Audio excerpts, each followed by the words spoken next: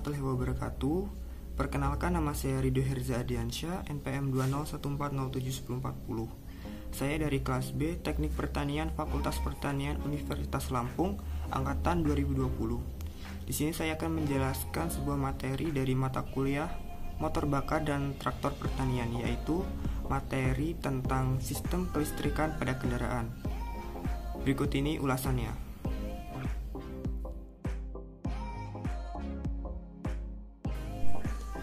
Kali ini saya akan membahas materi tentang sistem kelistrikan pada kendaraan.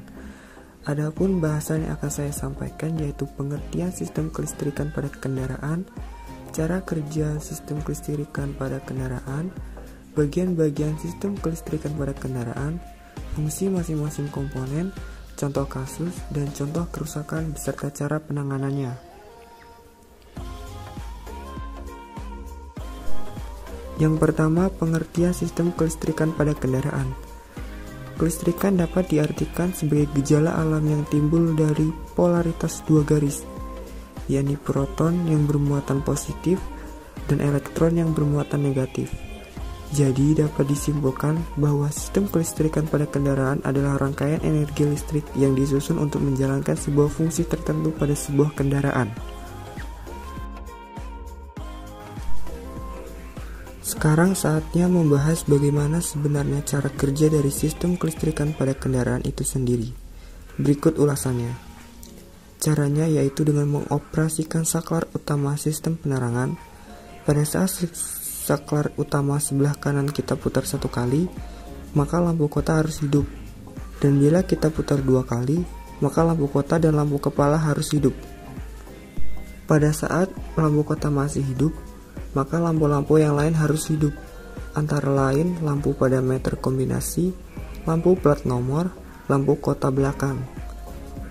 Selanjutnya, jika saklar sebelah kanan kita geser ke belakang, maka lampu tanda belok sebelah kanan harus menyala, dan bila digeser ke depan, maka lampu tanda belok sebelah kiri menyala. Apabila digeser ke atas, maka lampu jarak jauh akan menyala sesaat sesuai saklar yang kita geser tadi. Apabila kita geser ke bawah, walaupun kita lepas, maka lampu kepala yang menyala adalah lampu jarak jauh. Selanjutnya, tombol menghidupkan lampu hazard terletak di sebelah depan saklar utama untuk lampu hazard. Posisi komponen transmisi manual pada kecepatan mundur dan posisi kontak on, maka lampu mundur akan menyala. Ini fungsi wiper dan washer pada saklar sebelah kiri. Lampu rem mobil akan menyala saat pedal rem diinjak. Untuk lampu ruangan dapat menyala pada saat pintu terbuka atau memang saklarnya dihidupkan oleh penumpang maupun supirnya. Selanjutnya, bagian-bagian sistem kelistrikan pada kendaraan. Yang pertama ada sumber arus atau baterai. Untuk mensuplai listrik ke sistem starter mesin diperlukan alat elektrokimia. Sistem pengapian, lampu-lampu dan komponen kelistrikan pada mobil lainnya. Komponen ini adalah baterai. Baterai menyimpan listrik dalam bentuk energi kimia yang dikeluarkannya bila diperlukan. Yang kedua, starter. Mesin memerlukan tenaga dari luar untuk memutarkan poros engkol dan membantu untuk menghidupkannya. Maka saat mesin mendapatkan tenaga dari luar mesin dapat hidup atau start dengan sendirinya. Seperti namanya starter, berasal dari kata start yang artinya memulai. Jadi sistem ini hanya digunakan di awal saat mesin akan dinyalakan. Komponen starter mobil adalah motor starter. Motor starter ini walaupun kecil dapat menghasilkan momen yang besar untuk menggerakkan poros engkol. Yang ketiga ada proses pengapian.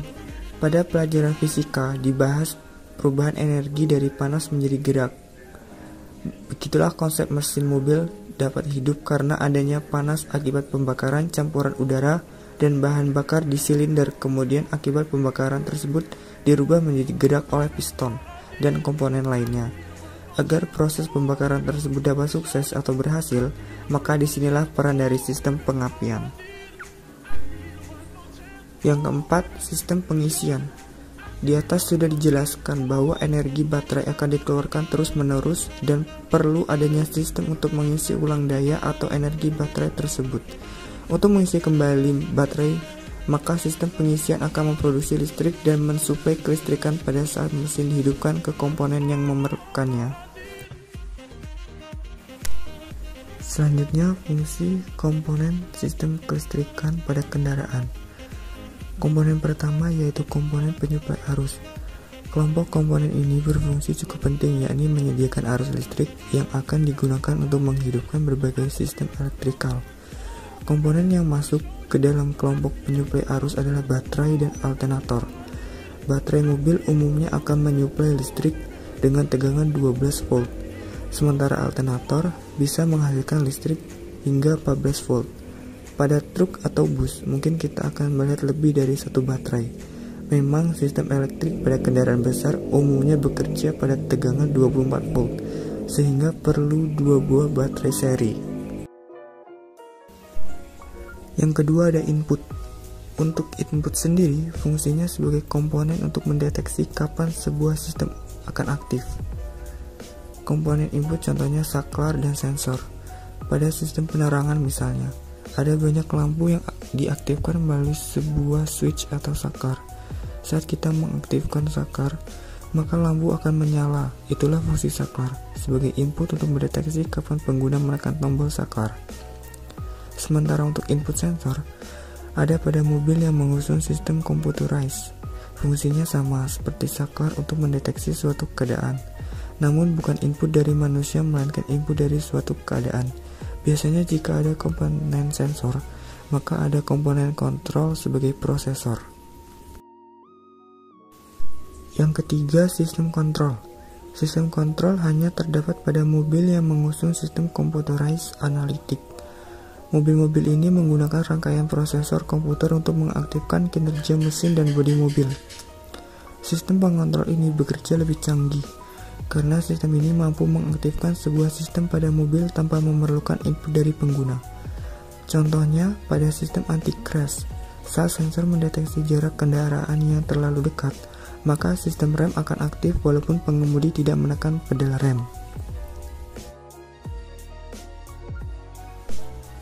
Yang keempat ada output atau aktuator.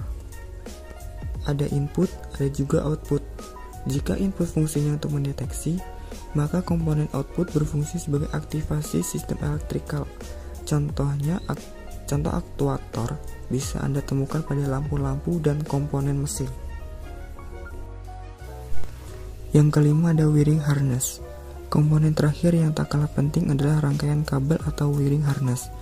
Fungsinya untuk mengalirkan listrik dari baterai menuju seluruh bagian elektrikal.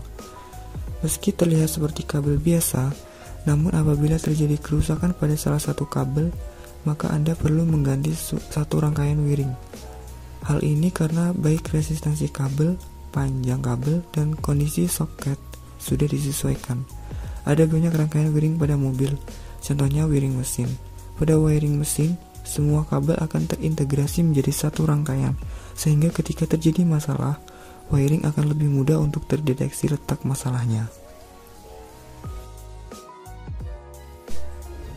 Selanjutnya, contoh kasus sistem kelistrikan pada kendaraan. Contoh kasus pada semua kendaraan, khususnya mobil, diketahui memiliki sistem kelistrikan tersebut. Sistem kelistrikan pada kendaraan sangat penting, karena jika tidak ada sistem kelistrikan, maka kendaraan tersebut tidak berfungsi sebagaimana mestinya. Saya ambil contoh sistem kelistrikan yang ada pada mobil Toyota. Bisa kita lihat di gambar tersebut. Selanjutnya, contoh kerusakan dan penanganan. Saya ambil contoh kerusakan yang sering terjadi kasus pada kendaraan-kendaraan terutama mobil, yaitu sekring putus. Sekring putus itu sendiri, penanganannya setiap komponen elektronik biasanya memiliki sekring yang masing-masing.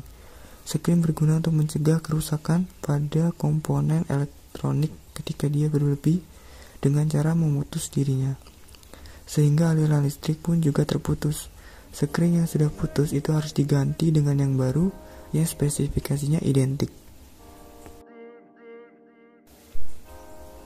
Baiklah, itu tadi materi tentang sistem kelistrikan pada kendaraan yang telah saya sampaikan. Jika ada kesalahan yang saya perbuat, Mohon dimaafkan karena ini adalah bagian dari pembelajaran kita. Saya akhiri. Wassalamualaikum warahmatullahi wabarakatuh.